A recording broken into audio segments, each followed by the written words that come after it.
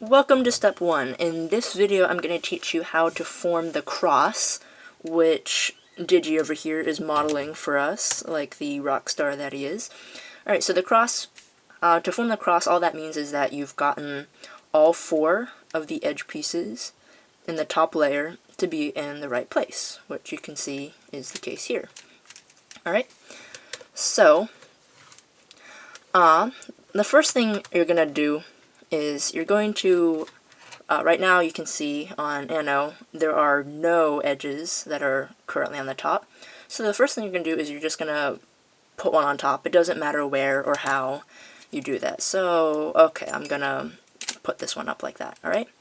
Okay, now, this edge piece is now very special, because it is the first edge piece to make it to the top, so that makes him king. This piece is now your Lord Dictator. What do I mean by that?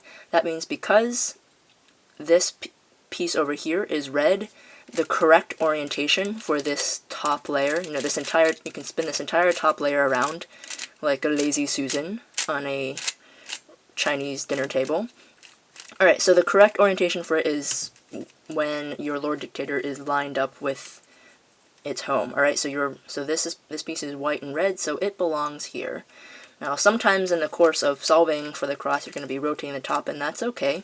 Just like in this piece, right now all of the edges are aligned with the correct color, but I can spin the entire thing around like this, and that top layer is still solved. Just because I'm moving it around doesn't mean that the layer is messed up. It's still solved relative to itself. Alright?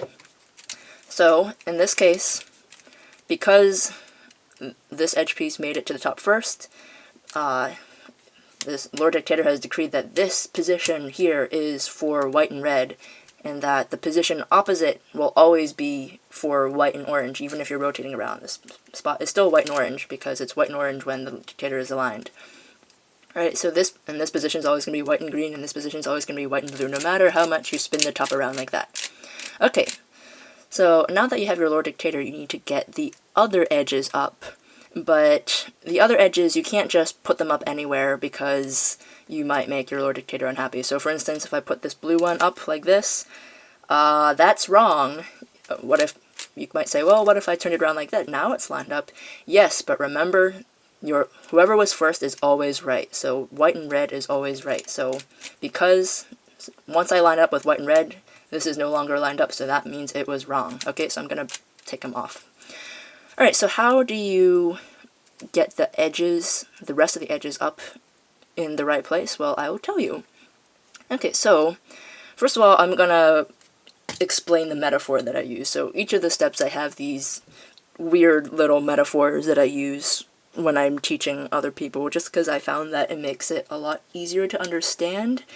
Some of these were things that I came up with, some of them were things that my friends who went on to become teachers themselves came up with, but just trust me, they're really helpful. Okay, so, imagine that these edge pieces that you're trying to get in place are squirrels, and this layer on top is a dinner table. And it's not just any dinner table, it's one of those dinner tables that has like a round spinning thing in the middle, so instead of passing a dish to someone else, you can just spin the thing until the dish that you're looking for arrives in front of you. So that's what, whenever I'm doing this, I'm spinning the lazy Susan, okay? Alright, so each squirrel, the squirrels that are in ready position, this squirrel is on the ground, so he's not ready, but these two squirrels are in the edges, they're sitting up, they're elevated, imagine they're sitting on a stool. And this squirrel can only jump from its position here, it can only jump into one place on the table, alright? And if it was to do it in one move. So this squirrel, for instance, has line of sight to this spot over here. And what I mean by that is if you put your finger on the white face, so imagine this is the squirrel's little white face, if I trace it up like this, I end up over here, or I end up tracing out this layer of cube, alright? So that means that this squirrel, if I were to move it to the top, would end up above this orange centerpiece. Okay, so imagine that the orange centerpiece is a placemat. This squirrel can only, from its position here, it can only jump onto the orange placemat. Alright? But we don't want the squirrel to be here, or rather the squirrel isn't interested in this piece. Where do we want the squirrel to end up? Okay, so this one's white and green, so we know it needs to end up here.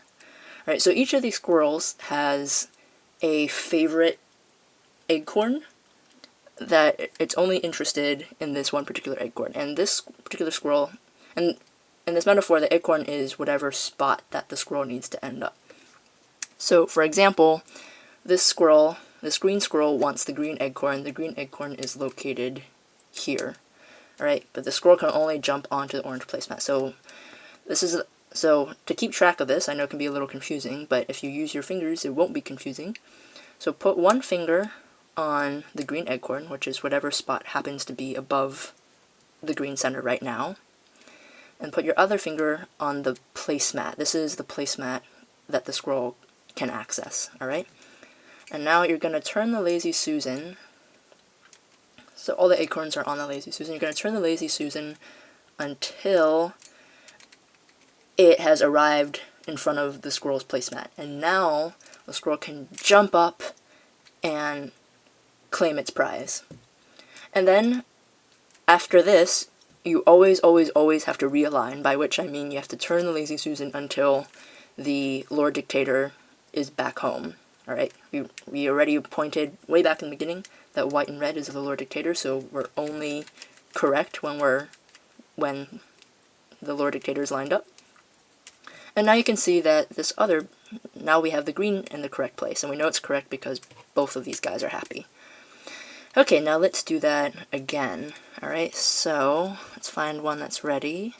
Okay, this one's ready. So here we have the blue squirrel. Alright, so first thing you want to do is you identify what placemat can this squirrel jump onto. And let's see, he has line of sight like this. You trace the white. Okay, so the blue squirrel can jump onto the green placemat, right? So keep your finger on this green placemat, and then we need to find out where does that blue squirrel belong? Where is the prize that it's seeking? Okay, so blue belongs over here, right? So this spot where it belongs, that's like the squirrel's prize, that's its favorite acorn. You're going to keep your finger on it.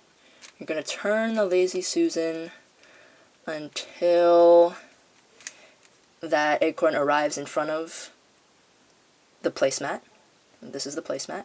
Now that the acorn is in front of the placemat, the squirrel jumps onto that placemat and claims its prize, which is the correct position. Alright, and now what do you always do? You always realign. This is very important. So find our Lord Dictator. The Lord Dictator is right here. You realign so that it's lined up with its correct color, so white and red. And now we have white and red, white and green, and white and blue, all in the right place. Okay. Now what do we do? Okay, so now we have our last scroll. The last scroll is in a ready position because it's in a vertical column instead of on the bottom, on the floor. It's sitting up here on its stool.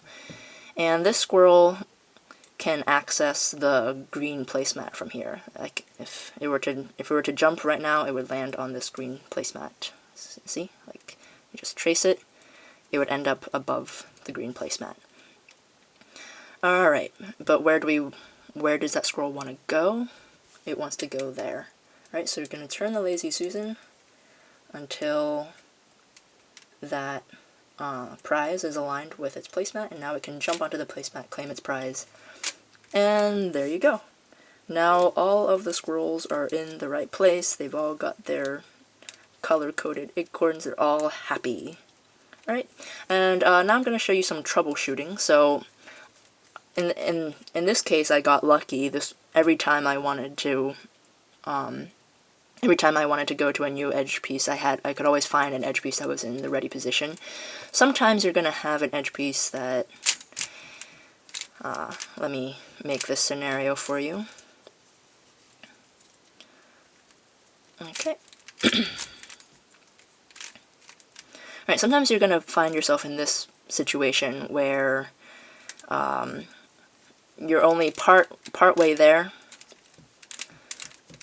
You're only partway there, and you don't have any ready position edge pieces. They're all on the bottom, okay? They're face down, they're sad. Okay, now, and the way you deal with that is first of all, you pick which one you want to make unsad, so I'm going to make blue and white unsad.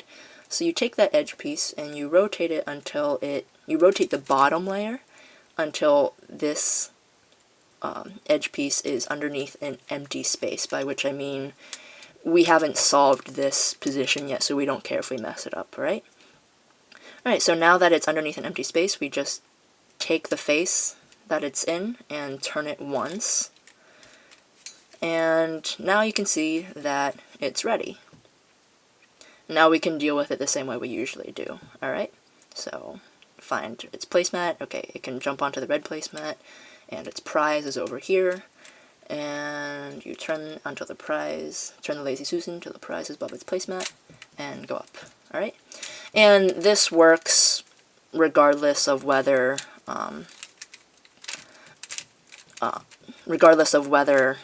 the white was face down or face out. So right now we have one. It's also not ready. It's in the bottom layer, and it's facing out instead of facing down. But you do the same exact thing. You rotate it until it's underneath an empty position. Oh, I should realign it first, right? You want to always realign. Okay, so now I'm going to rotate it until it's underneath an empty position, like that. And then you turn this face once, and now it's ready. Now it's in a vertical column, so it's in a ready position. Now you can deal with it. Alright, so here's its placemat, here's its prize, turn, jump up, claim the prize. Alright, so now you know how to form the cross. So stop, practice that at least 3 times or until you're really comfortable with it, and you can get the cross every time without making too many mistakes. And once you feel comfortable with that, you can go to the next lesson and learn how to put the corners in. Okay, see you then.